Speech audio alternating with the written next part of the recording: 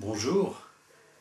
Aujourd'hui, je propose de parler d'un témoignage qui a été pour moi vraiment très intéressant concernant notamment les perceptions de ce que j'appelle l'âme.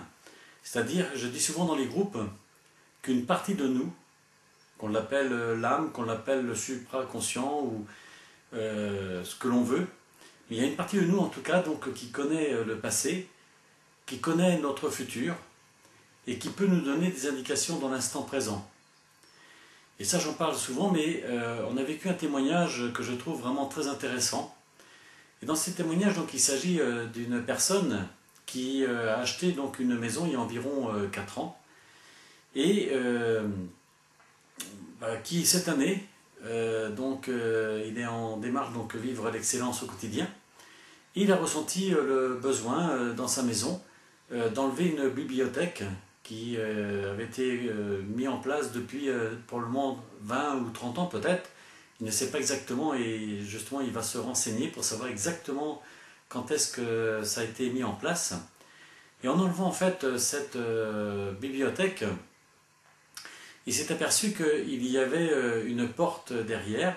Il ne savait pas si c'était une porte pour passer des personnes ou si c'était la porte d'un placard. Et quand il a enlevé la deuxième partie de la bibliothèque, en fait, il s'est aperçu que c'était une porte de placard.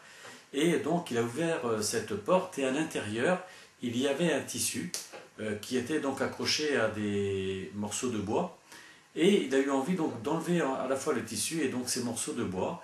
Et derrière, il y avait en fait des journaux qui restaient. Enfin, quand je dis des journaux, c'était plutôt des morceaux de journaux, l'équivalent à peu près de 2 feuilles A4.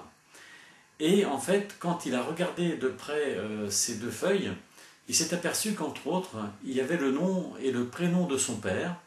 Il y avait curieusement mon nom dessus. Et quand on a regardé au dos de la feuille, il y avait des résultats d'examen. Et en fait, il y avait, je crois, ces 4 ou 5 noms de personnes qui font partie de son groupe.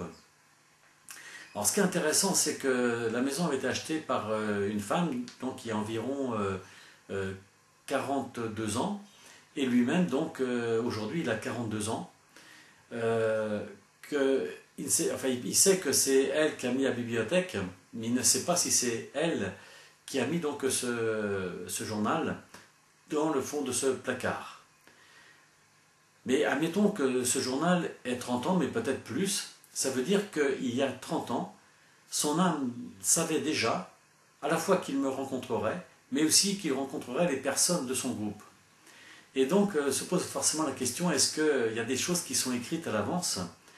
Je crois effectivement qu'il y a des éléments qui sont, en termes d'information, qui sont là, je crois, très longtemps à l'avance.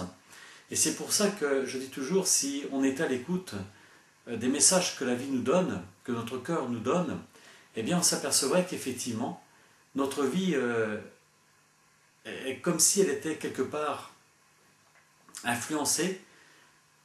Et je crois qu'à l'extrême, donc c'est l'âme qui avait choisi par avance, enfin vous imaginez donc peut-être 30 ans, peut-être même 40 ans, à l'avance, de rencontrer les personnes qui sont citées donc sur le document. Or, très souvent, j'observe que par notre mental inférieur, on veut tout contrôler, on veut tout maîtriser. Et c'est parce qu'on veut tout contrôler et tout maîtriser que justement, les choses sont beaucoup plus compliquées, nettement moins faciles, voire nous conduisent aussi vers des difficultés majeures.